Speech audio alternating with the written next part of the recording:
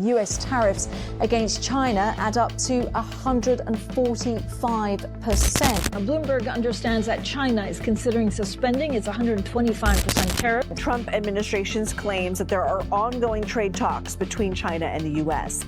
In a statement Thursday, a spokesman for China's Ministry of Commerce said, quote, "Any claims about the progress of China-U.S. trade negotiations are groundless, as trying to catch the wind and have no factual basis." When asked about the statement at the White House, President Trump insisted meetings with China are underway. This is a full-blown trade war that is driving the global economy toward disaster, not a misunderstanding or a negotiating tactic. Earlier today, the U.S. shocked the world by announcing renewed negotiations with China. For a brief moment, markets breathed a sigh of relief, hoping that the worst was over, that tariffs would be reduced, and that businesses could once again plan ahead. Within hours, however, China retaliated and strongly denied that any talks were taking place, not discreetly or diplomatically, but openly and aggressively. Billions of dollars disappeared from stock markets, shipments stopped, and a fragile thread of confidence that supported a global economy unraveled. In the midst of the chaos, something even more stunning unfolded. China responded not with statements, but with decisive action. Essential American products, including pharmaceuticals, vaccines, and aerospace parts, were quietly removed from China's harsh tariff list. The 125% import taxes that had devastated U.S. industry were removed discreetly and selectively. This was not a gesture to the international community. It was a desperate lifeline thrown to itself, as beneath the blaring propaganda, Beijing recognizes that its economy is being suffocated by the ongoing trade war. China is refusing to negotiate with President Trump on U.S. tariffs. In fact, the nation is taking the trade war to a new height. China is refusing to accept deliveries of Boeing jets. NBC's Janice Mackey-Frayer reports the move would not just be to blow to America's largest exporter, but also to the U.S. economy. And it knows that without access to American goods, key sectors of its manufacturing and healthcare systems could be weakened, perhaps irreversibly. China is not the only ally feeling strain. Japan, once a loyal partner of Washington, is now negotiating for its economic survival. President Trump has announced that a new trade deal with Japan is imminent. But behind closed doors, Japanese negotiators are fighting an uphill battle to avert disaster. The stakes are enormous. Tariffs on Japanese automobiles have severely damaged the country's economy, slashing profits at Toyota, Honda, and Nissan. Regional economies built around factories are shrinking. Supply chains are under stress, and political tensions are rising. If an agreement isn't reached by the G7 summit, Japan could face an economic downturn not seen since the collapse of the 1990s bubble. Meanwhile, the United States risks alienating one of its oldest and most important allies. Before we dive in, do us a solid, hit that like and subscribe button. It keeps Globe Lines going strong and helps us connect with more informed viewers like you.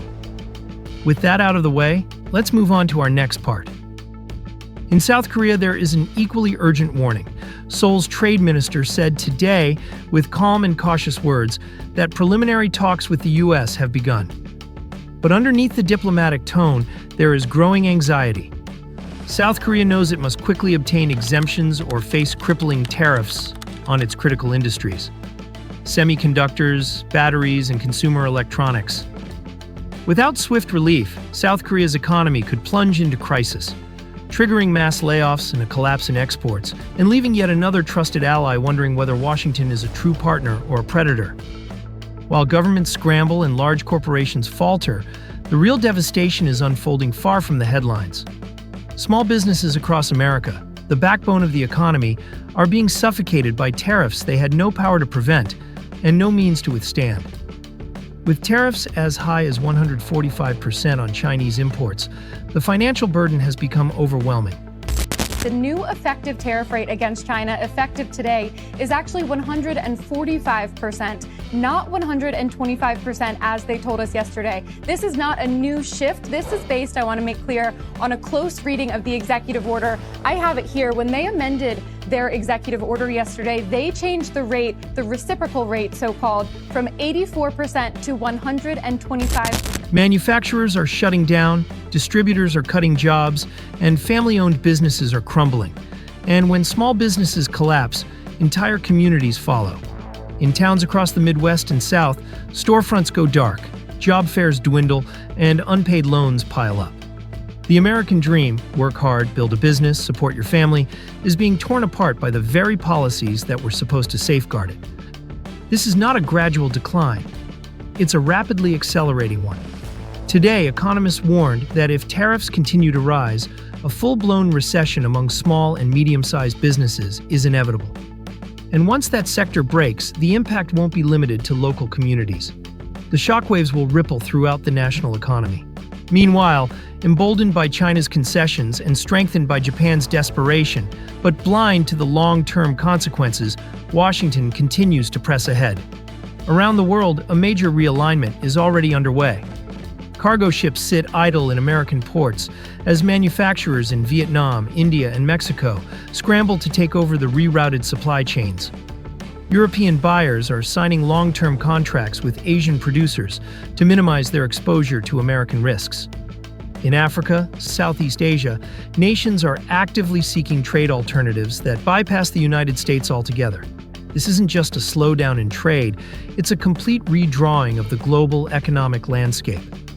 At the heart of this disintegration is a growing perception that American economic leadership is no longer trustworthy.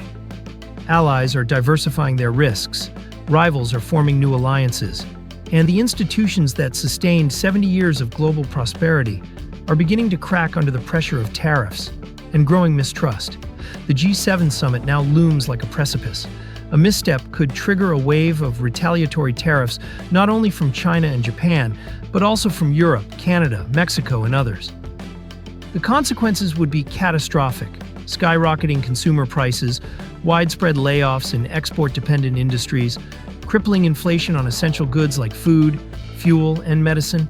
And at the heart of it all, small businesses would bear the brunt of a war they never started. Meanwhile, Russia is quietly offering Beijing financial and logistical support. Brazil and Argentina are taking over agricultural markets once dominated by American farmers. New Zealand and Australia are filling the dairy void left by shattered American exports. The rest of the world is not waiting for the United States to come back to the table. They are moving ahead, and every day the tariff war rages on.